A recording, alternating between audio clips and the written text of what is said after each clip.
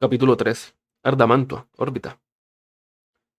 La nave de investigación, Subservius, del Adeptus Mechanicus, flotó en órbita estacionaria sobre Ardamantua, hasta ser engullida por la sombra del Ánculon. El enorme crucero era ahora un peso inservible, un recordatorio de la ferocidad desatada sobre Ardamantua por las armas Xenos. Las alteraciones gravitatorias sobre el planeta continuaban disminuyendo, pero a un ritmo lento. Aunque nada podía aprovecharse ya del Ánculon. Incluso los pieles verdes habían dejado de aquel despojo radioactivo se perdiera a la deriva. La gravedad natural de la superestructura del crucero era lo suficientemente alta como para proporcionar a la nave de los mecánicos un punto de estabilidad. El Magus Biologis, Eldon Urquidez, apreciaba aquella estabilidad. Los Magi Physic y ciberartesanos necesitaban tanta como fuera posible para continuar con los complejos procedimientos que los mantenían ocupados desde hace varias horas. La sección del Medicae del laboratorio estaba repleta de servocirujanos y servidores. Las tres cápsulas encontradas en la superficie de Ardamanto descansaban sobre tres bancos de operaciones. Tres Imperial Fist, los únicos supervivientes de un capítulo de Adeptus Astartes orgulloso y condecorado. Verdaderamente hijos de Dor, masacrados y reducidos a restos moribundos en estado de suspensión biológica. Puesto que era la última línea de defensa de aquellos cuerpos sobrehumanos, Úrquides había considerado imprudentemente extraerlos de la cubierta membranosa. Había ordenado a los Magi que trabajaran sobre los cuerpos sin cercarlos de sus caparazones protectores. El laboratorio estaba repleto. Úrquides había requerido a todo el adepto a bordo de la Subverbius, cuyo conocimiento pudiera resultar de ayuda, por lo que numerosas pruebas y procedimientos diferentes se llevaban a cabo al mismo tiempo. Escáneres y auspets, recalibrados para trabajar con los parámetros sobrehumanos de los adeptos astartes. Controlaban los signos vitales de las tres figuras. Sus improntas genéticas habían confirmado lo que ya podía apreciarse a simple vista, mirando su armadura despedazadas, que eran miembro de la fuerza de exterminación de los Imperial Fist, desplegada sobre Ardamantua para destruir los nidos fistulares de Cromos. Pero sus signos vitales eran preocupantemente débiles.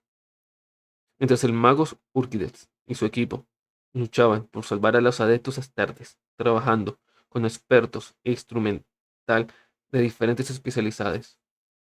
El magus Paedon Laurentis había sido colocado en una camilla en un extremo de la estancia.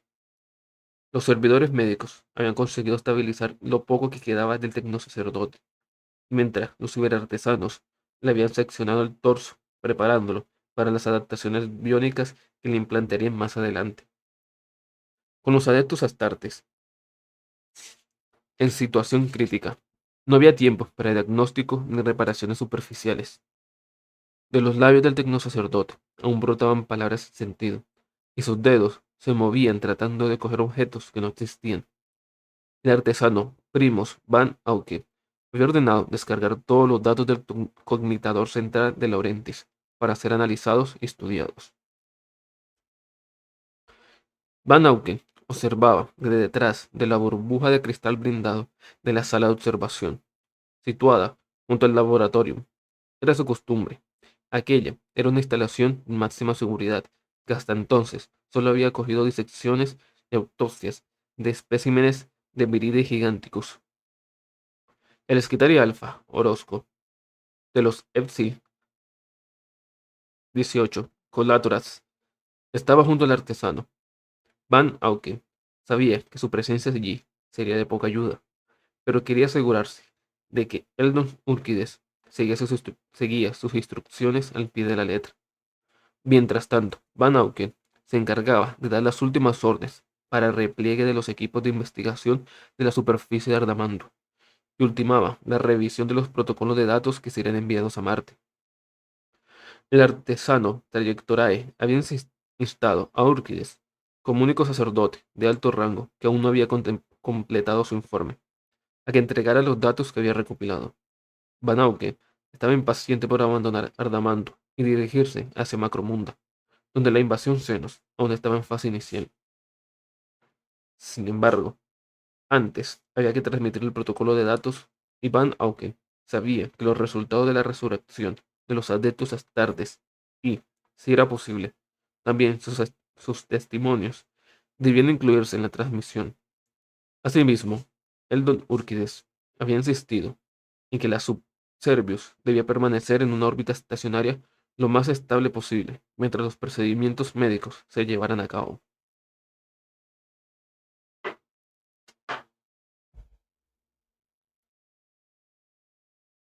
Las intervenciones no iban bien. A pesar de los esfuerzos de los sacerdotes, la vida de los adeptos astartes parecía estar apagándose. Sus heridas eran un testamento repelante de la brutalidad de la bestia y de la ferocidad de sus armas. Contemplar a los ángeles del emperador en semejante estado serviría como recordatorio a todos los presentes en el laboratorio de que no debía subestimar a los pieles verdes. Para Van Auken, aquel era el legado de una fuerza y una potencia que debía ser estudiada y reproducida. Si las armas más poderosas del emperador de Terra habían fracasado, la herencia genética de guerreros que habían luchado contra el señor de la guerra entre los muros del Palacio Imperial, entonces los logros del enemigo en aquella carrera armamentística merecían ser estudiados en profundidad. Cuando murió el primero de los Astartes, el laboratorio se vio envuelto en una actividad frenética. Conforme los signos vitales desaparecieron, una nube de sacerdotes y servidores médicos se remolinó en torno al individuo. Pronto, los antebrazos de los Magi se cubrieron de sangre hasta la altura del codo. Los recipientes de metal repiqueteaban cuando las servopinzas depositaban sobre ellos los fragmentos de proyectiles y de armadura que extraían del cuerpo inerte. Los cirujanos administraban simulantes y soluciones sintéticas a ambos corazones. El segundo, Space Marine, no tardó en seguir el camino de su hermano, obligando a los Magi y servidores a repartirse entre los dos enormes pacientes. En condiciones normales, el laboratorio se habría visto envuelto en la solemnidad y la tristeza. La pérdida de un paciente habría hecho aflorar sentimientos compartidos por todos los médicos imperiales. La trascendencia de aquel evento debió haber desatado una atmósfera seria y majestuosa. Frente a los ojos implantes oculares de los sacerdotes, el último miembro de los Imperial Fist daba sus últimas bocanadas, se desangraba, se aferraba a su último hálito de vida. Pero el laboratorio estaba ocupado por sacerdotes súbditos de adeptos mecánicos, para quienes las emociones carecían de sentido. La lucha por la vida de aquel individuo era una lucha contra la inevitabilidad de la ignorancia. Si el último, adeptos astartes, moría, se llevaría consigo una oportunidad perdida. Se perderían datos, y sería imposible realizar más experimentos. Lo máximo que aquellos sirvientes de los Nisaya podían sentir era una especie de frustración profesional. Sin embargo, según el razonamiento de los acólitos del dios máquina, incluso, en el caso, había posibilidad de aprender y de mejorar. Las autopsias aún podrán revelar secretos de suma importancia para el gran experimento. Con dos de los tres pacientes muertos a causa de las heridas sufridas en Ardamantua, el mago Úrquidas ordenó a todos sus asistentes que se centraran en el único sobreviviente que quedaba. El laboratorio se convirtió en una cacofonía de opiniones, sonidos binarios y diagnósticos, entre los que sobresalían el silbido de los escapelos láser y las alarmas de los Auspits. El sujeto entró en paro cardíaco. Las pruebas se volvieron cada vez más perniciosas e invasivas. Los borbotones de sangre llegaban incluso al techo del laboratorio. Estamos perdiendo el paciente, dijo un mago físico. Los signos vitales del Space Marine se silenciaron y la muerte biológica fue finalmente confirmada. Los procedimientos se volvieron entonces aún más sangrientos y desesperados.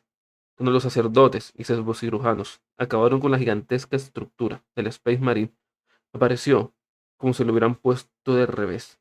Casi todos los órganos estaban fuera del cuerpo, y el revestimiento protector se había convertido en un montón de andrajos ensangrentados. Esto ha sido todo, dijo al fin Eldon Urquides. Reunid a los Magi concisos. La obra sagrada del diseño genético de estos individuos debe ser honrada. Que lleven a cabo los últimos rituales antes de proceder a la autopsia. Tras coger varias toallas de un servidor, Urquidez levantó la vista hacia la burbuja de observación mientras se limpiaba la sangre en las vísceras. Tomad nota de la hora, fecha y localización, teniendo en cuenta la deriva galáctica y la cronodilatación. Nadie lo sabrá jamás, pero acabamos de asesinar al último de los Imperial Fist en este mismo laboratorio. Te lo diré una vez más, magos, dijo Van Auken. Debes aprender a controlar tus sentimientos. El compromiso y el esfuerzo de Mag y adeptos han quedado recogidos en el diario de misión. Podéis retiraros. Úrquides y Van Auken continuaron mirándose mientras la estancia se vaciaba. ¿Qué hemos averiguado? Preguntó el artesano, Trayectorae. Úrquides arrojó la toalla ensangrentada a un incinerador. En lo que se refiere a preservar la vida de los Imperatrix, los implantes y tratamientos químicos de los adeptos astartes son más efectivos que nuestras intervenciones y nuestros trasplantes cibernéticos. ¿Crees que me he equivocado al obligarte a llevar a cabo esos procedimientos? Por supuesto, respondió Orquídez, y me gustaría que mis objeciones quedaran reflejadas en el diario de la misión. Ya lo están, dijo Van Auken, pero me pregunto, ¿qué es lo que más te preocupa? ¿El individuo que hay en ese banco o tu incapacidad para salvarlo? Me temo que no entiendo a qué te refieres, artesano Primus. Te lo explicaré de otro modo, dijo Van Auken. Creo que tu sentimentalismo es completamente falso. Te mueves por el orgullo tanto o más que cualquier otro sacerdote. Todos nosotros, juzgados por lo que hacemos, temes decepcionar al fabricador general tanto como yo, y que te destinen a la estación de investigación de algún mundo muerto en la franja.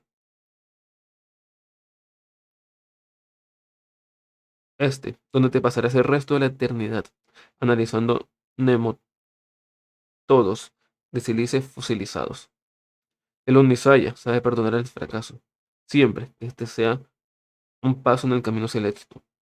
Pero negarse a emprender el viaje es una decisión manchada por el pecado de la ignorancia.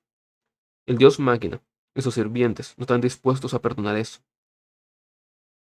Creo que descubrirás que los adeptos astartes son menos compasivos todavía. ¿Me estás amenazando, magos? Dijo Van Auken con un tono frío. Espero que el adeptos astartes no encuentre un motivo para visitar la franja este, dijo Urquidus. ¿Desea alguna otra cosa, artesano Primus? Los sacerdotes se miraron fijamente a través del cristal blindado. ¿Cómo está el magos que hemos encontrado? Dijo finalmente Van Auken. El Magus Biology, Phaeton Laurentiis, es oficialmente el único sobreviviente de la atrocidad de Ardamantua, dijo Urquides, al tiempo que se volvía hacia lo que quedaba del sacerdote. No estaba allí. Urquides pudo ver que el Magus Biology había conseguido desbloquear el freno de la camilla y arrastrarla hasta el otro lado del laboratorio, agarrándose con los brazos a la maraña de cables dispuestos en el suelo. Haciendo un esfuerzo enorme, había conseguido llegar hasta el último de los Imperial Fist. Había sido asesinados por la voluntad de por la brutalidad de los experimentos. Úrquides y Panauken contemplaron cómo Laurentiis, cuyos labios no habían dejado de farfallar sin sentidos, colocaba la mano sobre la hombrera amarilla del Space Marine. Parece que la sensiblería es un mal común en todos los expertos de tu disciplina, dijo Van Auken con tono acusador.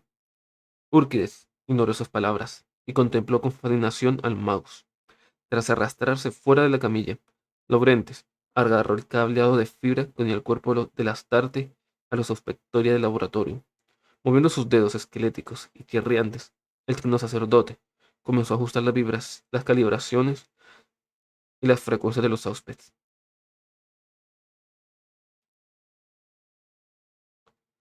¿Es que piensas quedarte ahí parado, viendo como un individuo delirante desbarata la configuración de todo el equipo de magos?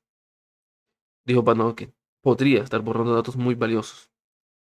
Tercera ley de la discrepancia universal, murmuró Urquides. La paradoja del espectador. No interferir.